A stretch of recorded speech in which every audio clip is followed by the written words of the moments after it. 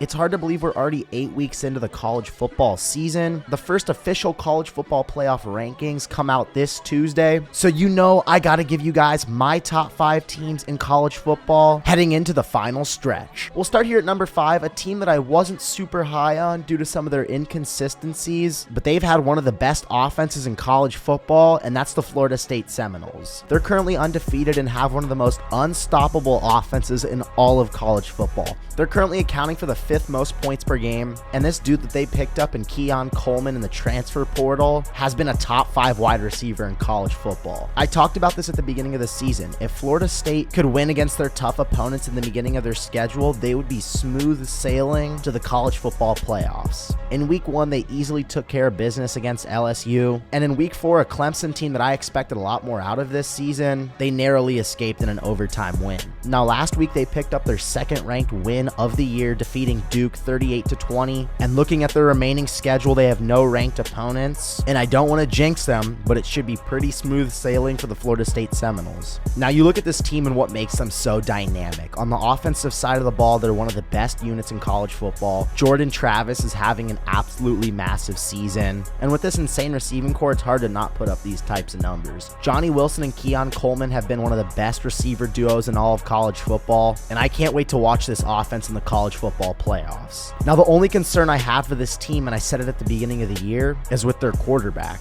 Jordan Travis has tendencies where he's inconsistent, but this year he's looking a lot sharper, and I think Florida State is very dangerous. Assuming that they win out against all of their unranked opponents, they'll most likely face North Carolina in the ACC Championship, where I'd expect Florida State to be favored and to take care of this game. As cliche as it sounds, Florida State's fate is in their own hands. Coming in at number 4, claiming the last college football playoff spot, is the Washington Huskies, led by their Heisman frontrunner quarterback and Michael Penix Jr.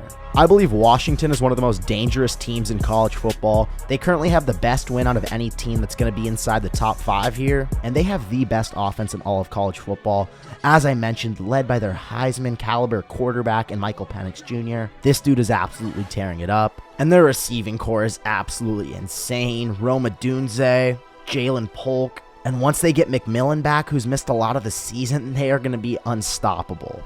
They're currently putting up 40 points per game, and that ranks 8th in all of college football, and this offense can compete with any team in all of college football. Now, let's not sleep on their defense here, because it's been pretty darn good too. They're giving up less than 19 points per game. It ranks 23rd in the nation, and this Washington team, with the crazy offensive talent that they have, are pretty darn balanced. Now, they're going to have their work cut out for them down the stretch. In these final 4 weeks, they go on the road against a USC team that's been struggling, but will be looking to bounce back. Then they followed up with a really good Utah team at home. Then they go on the road at Oregon State, a team that's been very stout this year. And then wrapping up their regular season schedule, they'll face their in-state rival Washington State. I definitely could see them being a one-loss college football playoff team. I absolutely believe Washington is the best team in the Pac-12 with how rigorous of a conference that it is. And I have the Washington Huskies making the college football playoffs this year. Coming in at number 3, we have the Ohio State Buckeyes. They picked up another very impressive ranked win against Penn State 2 weeks ago, and this goes a long way to bolstering their college football playoff resume. Even though I have this team currently slotted inside the college football playoffs, I'm not 100% sold on them. You look at their win against Notre Dame on the road, it was a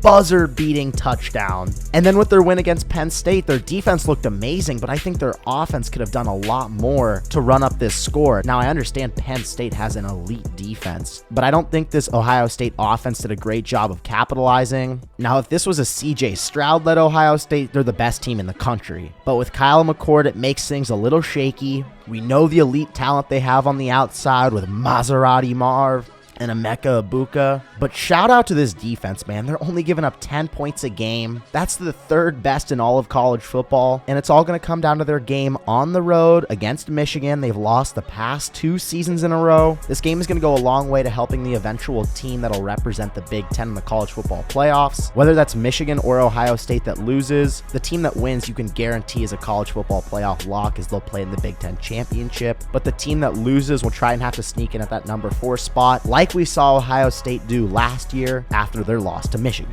But regardless, if McCord can keep building on his confidence and get things clicking before this Michigan game, Ohio State, with their unreal defense and out of this world playmakers, they can be a very scary team come playoff time. let's hop into the number 2 spot here in my college football playoff rankings. Might be a little bit controversial, but I have the Georgia Bulldogs. They're still undefeated. I believe you can interchange them at number 1, but I think the team in front of them has just been playing at such an elite level. And Georgia's had a few weeks where they've played down to their opponents. The South Carolina game, they were down at halftime, had a really good bounce back second half and ended up pulling out that game. Auburn, they were also very close with and pulled away at the end. This team isn't as explosive offensively as they were last year with Stetson Bennett. Now, they obviously have so much talent where they're going to beat down on some of these crummy or SEC teams, but in terms of looking at Georgia to pull off a three-peat, I don't see it this year. The next 3 weeks, they have a very interesting schedule where they play Missouri at home, Ole Miss at home, and Tennessee on the road, all teams that are ranked inside the top 20. Regardless if they lose one of those games, they'll still most likely make the SEC championship, where they'll go on to face an Alabama team that seems like they've really found their identity. Milrose playing a lot better, and this defense is looking really good. Now, Georgia still has the capabilities to win this game, and I do think they'll make the college football playoffs this year, but in terms of a three-peat, I'm not sold on it.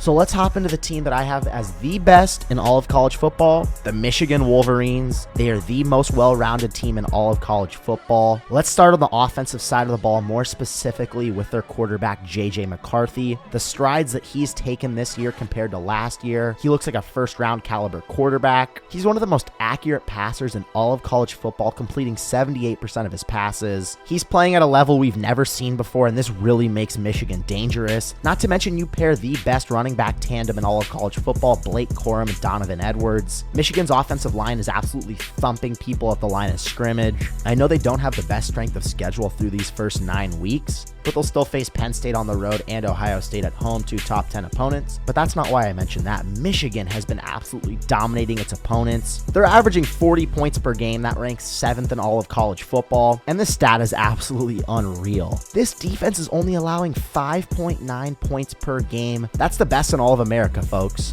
This Michigan team is deep, they're physical, and Jim Harbaugh is hungry to win a title this year. I truly think they're better than Georgia right now. I have a hard time seeing the voters leapfrog Michigan in front of Georgia this week due to Georgia's dominance the past 2 seasons, but this Michigan team is looking very dangerous. They still have to take care of business their final 3 weeks. Penn State has one of the best defenses in the nation. Their offense didn't look great when they played Ohio State, but Michigan on the road in a tough Penn State environment will be a very important game in terms of bolstering their college football playoff resume, and obviously one of the best rivalries in all of sports, Michigan versus Ohio State. Michigan has the home field advantage this time. They've kicked Ohio State's butt the past 2 seasons, and they flat out look way better than them this season. I anticipate Michigan to win out, win the Big Ten, and claim the number 1 seed in the college football playoffs. I'm Caden Kubler, and that's my take.